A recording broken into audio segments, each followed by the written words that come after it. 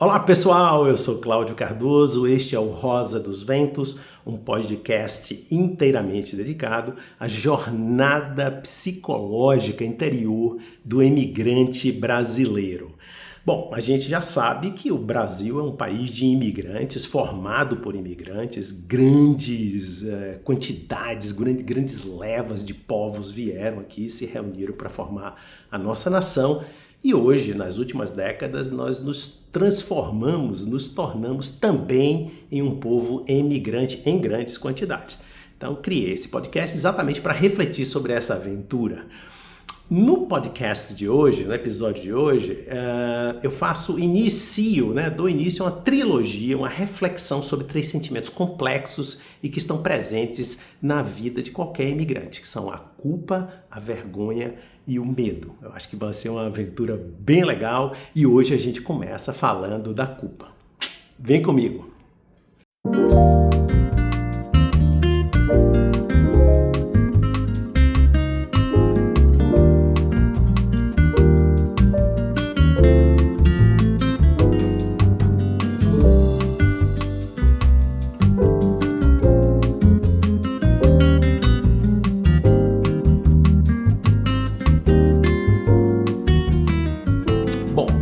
Vergonha e medo são sentimentos poderosos, podem causar transtornos importantes, impactos sobre o comportamento e sobre a saúde mental do indivíduo. E, especificamente, culpa tem uma relação com as transgressões das normas sociais, né? E normalmente ela vem acompanhada do remorso. Na verdade, o remorso é como se fosse uma sinalização de que aí há realmente culpa, né? E o remorso tem essa característica do retorno a cenas passadas, de uma espécie de refazimento mental do que aconteceu, uma espécie de um tipo de ruminação mental e que indica a presença de culpa, ou seja, aquela conexão de que eu fiz algo de ruim. Bom, só para termos de comparação, a vergonha tem uma relação mais com eu sou inadequado, ou eu sou uma pessoa má, ou insuficiente. A vergonha tem uma relação muito forte com o olhar do outro, com o se sentir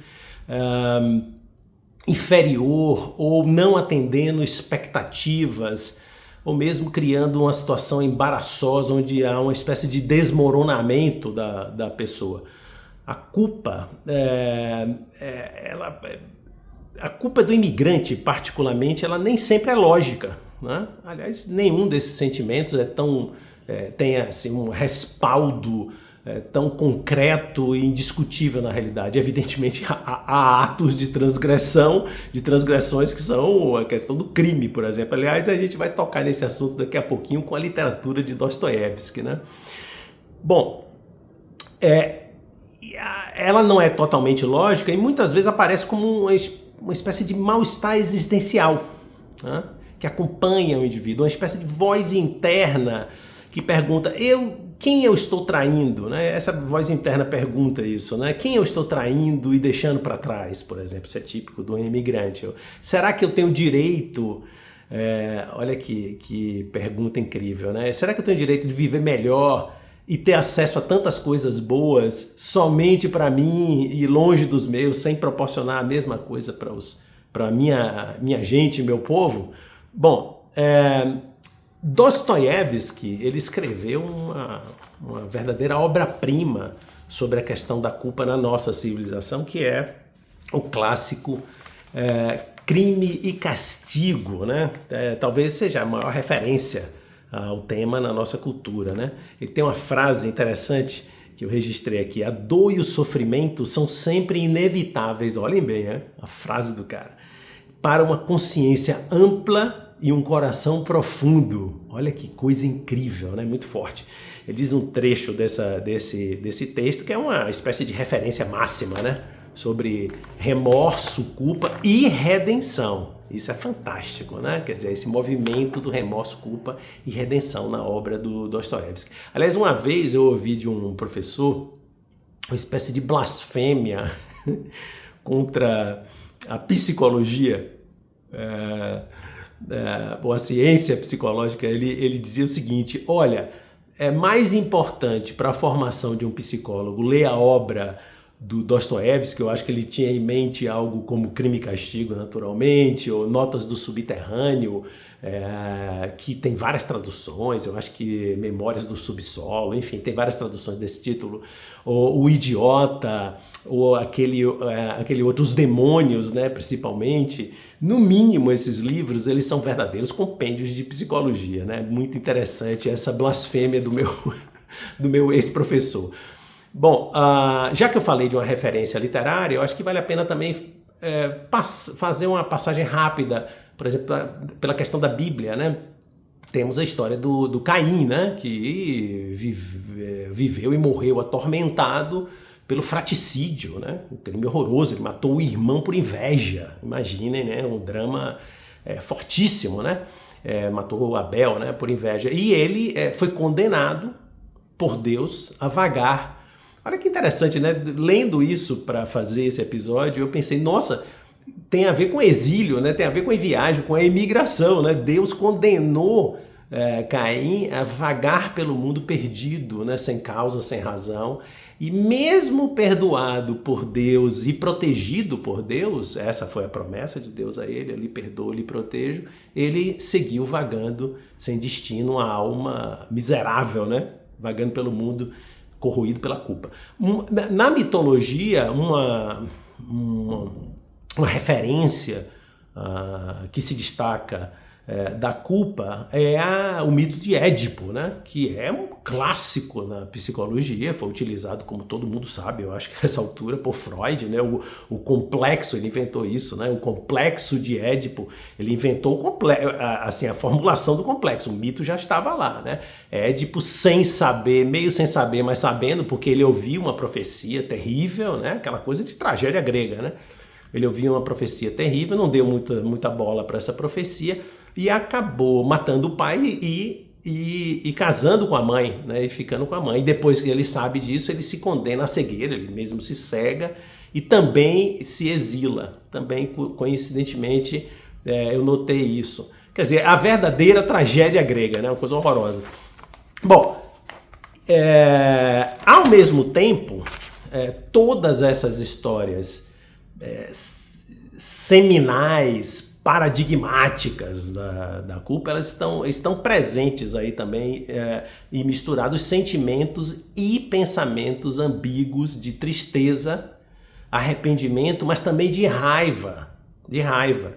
É um turbilhão mental que ao mesmo tempo se auto-incrimina, por exemplo, no personagem do Crime e Castigo, ele rumina esse passado, procura se desculpar, procura se justificar, se desvencilhar da culpa, né? E que somente vai encontrar alguma paz e redenção pela porta do penoso crescimento pessoal e da responsabilidade pelos seus atos. Isso é muito bacana, né? Muito bacana. Bom, sobre o sentimento de culpa no imigrante brasileiro, eu vou daqui em diante falar o que é que eu consegui observar da minha prática psicoterapêutica. Eu pensei em fazer assim, reunir, e eu identifiquei 6 formas que eu observo de expressão de culpa, né? E que desempenha esses sentimentos um papel vital, né? No equilíbrio psíquico, na saúde mental e social. Bom, enfim, vale a pena destacar que antes de passar para essas formas que eu identifiquei, a gente se dá conta de que culpa e remorso, eles não são simplesmente emoções negativas, paralisantes e autodestrutivas. Na verdade, uma sociedade que funcionasse sem culpa e remorso seria uma tragédia total, né? Quer dizer, eles têm uma função estruturante da civilização, na medida em que desempenham uma função psicológica que tenha conexão, digamos, moral e ética e existencial, né? Quer dizer, ambos sentimentos, culpa e remorso, quando não distorcidos, eles são formas da consciência, né? Então eu queria destacar essa questão logo de início, né? Então, digamos que é como se fosse uma questão de dose aqui para que afete a saúde mental de um modo que seja desnecessário, às vezes até imaginário, né? Às vezes até imaginário, um sofrimento imaginário desnecessário. E eles não somente se conectam ao outro, mas eles também nos ajudam ao outro, como as outras pessoas, mas nos ajudam a evoluir como sujeitos morais e socialmente produtivos, digamos, tá? Bom, ainda concluindo esses aspectos que eu queria chamar a atenção, eu não sei se é uma boa palavra, mas positivos, né? Ou edificantes, de culpa e remorso, acho que vale relembrar que eles são sinalizadores da integridade moral do indivíduo e revela uma capacidade de rever e reparar atos que não foram apropriados, que foram transgressores ou que afetaram outras pessoas, né? Eles são também sinais de expansão da consciência, né? Ou motores de expansão da consciência, uma vez que eles impulsionam as autorrevisões mais profundas, né? Então você tem aí com eles uma ajuda, né? Um empurrãozinho para você fazer uma autorrevisão profunda. E por quê? Porque eles nos obrigam a confrontar os nossos atos, né? E de uma forma como se fosse um catalisador de transformações, de crescimento pessoal, e a culpa revela a profundidade e a importância de alguns vínculos afetivos, né? Quando a gente faz algo contra alguém que não foi muito correto para tirar uma vantagem ou algo dessa natureza, e a culpa revela e indica a importância dessa pessoa para nós, né? Desse vínculo afetivo, da pessoa, do grupo ou dessa situação.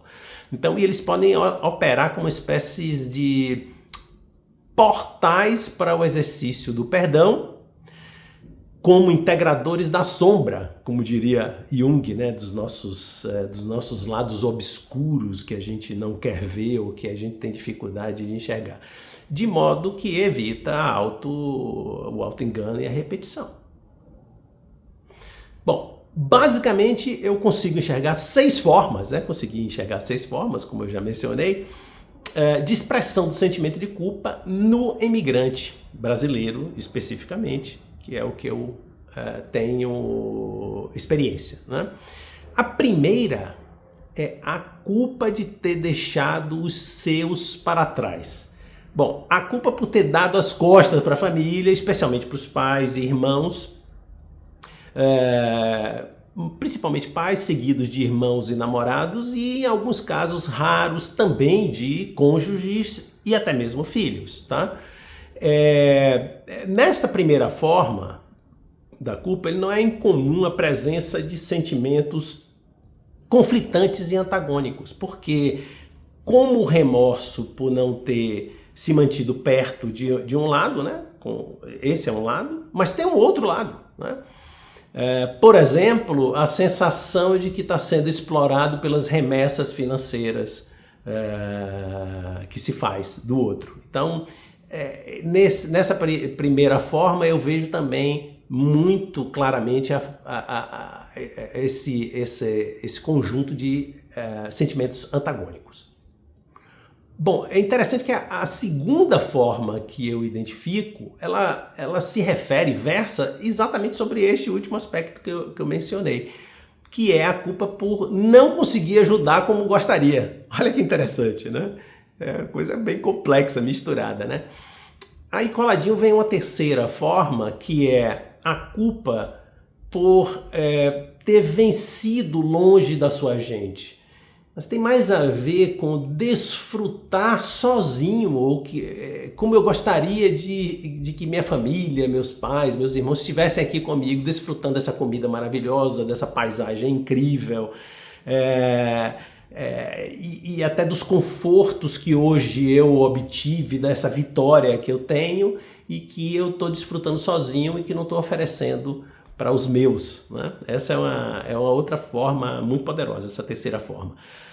A quarta forma, ela é de certo modo, de uma natureza ambivalente e emerge pelo jeito que o imigrante encontrou para se proteger daqueles que foram contra, ou que não depositaram contra a sua partida, ou que não depositaram confiança nessa nova jornada, e é aquela culpa por ter dito que está tudo bem para evitar o tradicional, olha, eu avisei, né? Você não devia ter ido e tal. A imigração é uma jornada, é uma aventura bastante difícil, né? E que inclui tempos muito complicados para se enfrentar. Eventualmente, o imigrante mente, né? Conta que está tudo bem, que está maravilhoso, ou inventa uma história que não pode ser tão maravilhosa assim para não causar inveja ou aflição no outro lado, mas acaba tendo uma mentirinha ali. Então essa quarta forma é uma forma bem ambivalente, bem difícil, né? E que tenta evitar as mensagens daqueles que botam para baixo, né? E que não estimulam ou que não encorajam, e que é preciso essa carga de energia positiva de pessoas importantes, afetivamente importantes, para que a pessoa possa prosseguir. Ao contrário, em algumas situações, essa questão não vem dessas pessoas, né? E aí o imigrante cria, às vezes, essa mentirinha e fica numa ambivalência, num certo remorso por ter feito isso. Bem complexo essa forma, né? Bom, nessa mesma trilha, eu observo uma quinta forma que tem uma sutileza diferente, né? É o sentimento de culpa do imigrante quando ele percebe que está construindo uma nova história mais feliz, mais realizadora, mas sem a possibilidade, ou sem querer, inclusive, incluir ou contar com pessoas que sempre fizeram parte, ou que fizeram parte de outras jornadas vitoriosas na sua vida. Então tem um sentimento ali de, pô, eu estou fazendo minha história sem mais ninguém do meu passado, ou sem uma referência, ou com muitas raras pessoas que eu sou capaz de compartilhar desse novo momento. Bem interessante também essa quinta forma. E por último, uma sexta forma, que eu não tenho total segurança que se encaixa na categoria de culpa. É o sentimento de inadequação ao retornar à terra natal. Então, quando é uma espécie de a culpa é por não mais conseguir voltar a ser o que era, ou a culpa por não se sentir mais tão identificado na terra natal. É muito comum, né? Até não conseguir mais escutar da mesma forma as coisas que sempre escutou, até criando uma certa aversão a certos gestos, comportamentos, hábitos, não curtir aquela comida que é a grande comida da sua cidade do mesmo jeito. Esse sentimento também é muito interessante e eu coloquei aí como a última forma que eu identifiquei. Bom, esse é um apanhado, como vocês estão vendo, uma espécie de resenha sobre a questão da culpa no imigrante brasileiro e que eu acho que valia a pena compartilhar com vocês. Bom, eu peço a vocês que se interessam pelo assunto do tema aí do Rosa dos Ventos, que se inscreva no canal, dê o seu like e nos acompanhe aí também pelo Instagram. Em breve eu vou começar a publicar também no Spotify o áudio das gravações. Então, muito obrigado aqui pela sua companhia e até o próximo episódio do Rosa dos Ventos. Até lá!